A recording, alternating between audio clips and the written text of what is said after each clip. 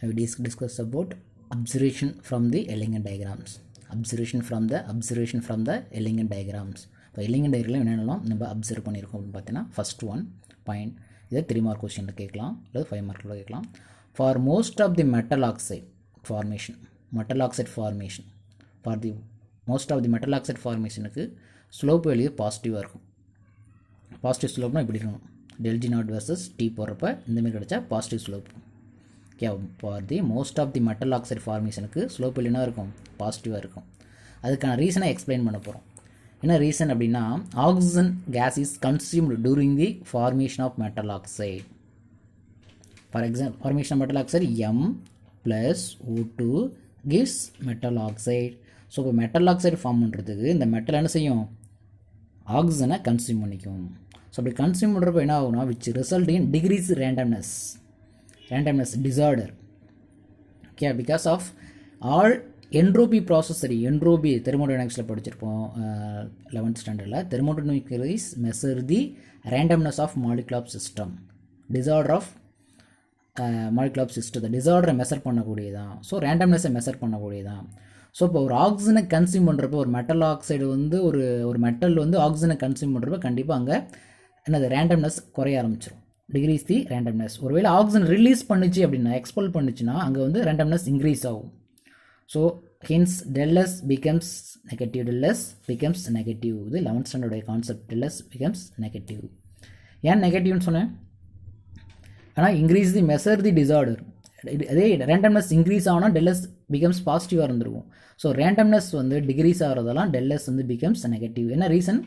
ஆக்சிஜனை கன்சியூம் பண்ணிக்கிறதால அவருடைய ரேண்டம்னஸ் வந்து டிக்ரீஸ் ஆகுது. ஸோ ஹென்ஸ் வந்து டெல்எஸ் பிகம்ஸ் நெகட்டிவ்.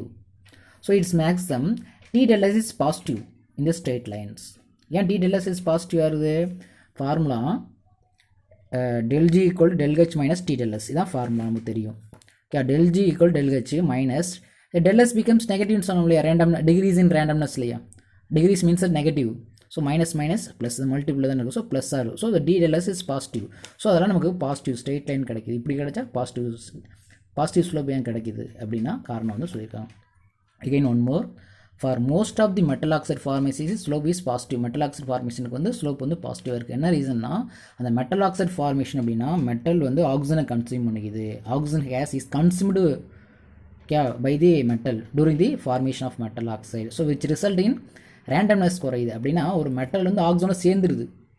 ஒரே மெட்டல்லேருந்து ஆக்சிஜன் போணுச்சுன்னா அங்கே என்னது டிசார்டர் ஆகும், இன்க்ரீஸ் ஆகும். இப்போ கன்சியூம் பண்ணுறதுல என்னது டிசார்டர் வந்து டிக்ரீஸ் ஆகுது. அதே மீன்ஸ் ரேண்டம்னஸ் டிக்ரீஸ் ஆகுது. ஸோ ரேண்டம்னஸ் டிக்ரீஸ் ஆகுனா கண்டிப்பாக டெல்எஸ்ன்னு குறைஞ்சிரும், நெகட்டிவ்னு அர்த்தம். இதே ரேண்டம்னஸ் இன்க்ரீஸ் ஆனால் டெல்எஸ் இன்க்ரீஸ் ஆகும். So del S becomes negative, I means மைனஸாக மாறுது. ஸோ அதெல்லாம் டி டெல்எஸ் பாசிட்டிவ் ஆகுது. T del S positive. ஸோ அதெல்லாம் நமக்கு ஸ்ட்ரெயிட் லைன் கிடைக்குது. ஸ்ட்ரெயிட் பாசிட்டிவ் ஸ்லோப்னா இப்படி வரக்கூடியது. ஏன் பாசிட்டிவ்னு சொல்லியிருக்க மாதிரி.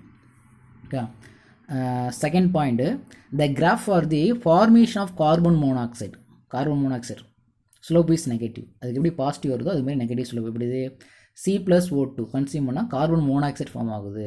ஸோ இந்த கேஸில் டெல்எஸ் வந்து பாசிட்டிவாக இருக்கும். அங்கே டெல்எஸ் நெகட்டிவ்னு சொன்னேன், ஏன்னா டிகிரீஸ் இன் ரேண்டம்னஸ்னு சொன்னேன் ஆக்சிஜனை கன்சியூம் பண்ணுறப்ப. இப்போ ஏன் டெல்எஸ் வந்து பாசிட்டிவாக இருக்குது அப்படின்னா ரீசன் என்ன சொல்லியிருக்காங்கன்னா, 2 moles of carbon monoxide formed from 1 mole of oxygen gas. சால்ட்டை கன்சிடர் பண்ணக்கூடாது. ஓகே, ப்ராடக்ட் மோல்ஸ் வந்து ரியாக்டன் மோல்ஸோட அதிகமாக இருந்தால் டெல்எஸ் பாசிட்டிவாக இருக்கும். இது கான்செப்ட். கேஸ் மாலிகுல் மட்டும் தான் அப்ளிகபிள், சாலிட் இதை எடுத்துக்கூடாது. Okay, 2 moles of the product, இது 1 moles of the oxygen gas. So product moles is greater than reactant moles. So del S positive. இது ஒரு ஒன் ஆஃப் தி கண்டிஷன் தான். ஓகே, ஸோ இந்த carbon monoxide ஃபார்மேஷனில் வந்து slope ஏன் நெகட்டிவாக இருக்குது? காரணம் வந்து இங்கே டெல்எஸ் பாசிட்டிவாக இருக்குது. Del S I means entropy change is பாசிட்டிவாக இருக்குது. Reason 2 moles of carbon monoxide is formed by consumption of 1 mole of oxygen. 1 mole consume பண்ணிட்டு 2 mole ஃபார்ம் ஆகுது.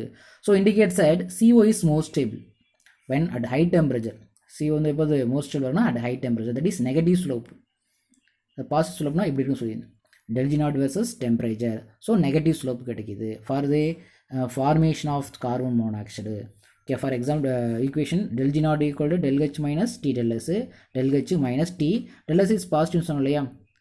அதான் positive. So minus into minus. So அந்த டெல்எஸ்ங்கிறத நமக்கு தெரியும், ஸ்லோப் வேணும்.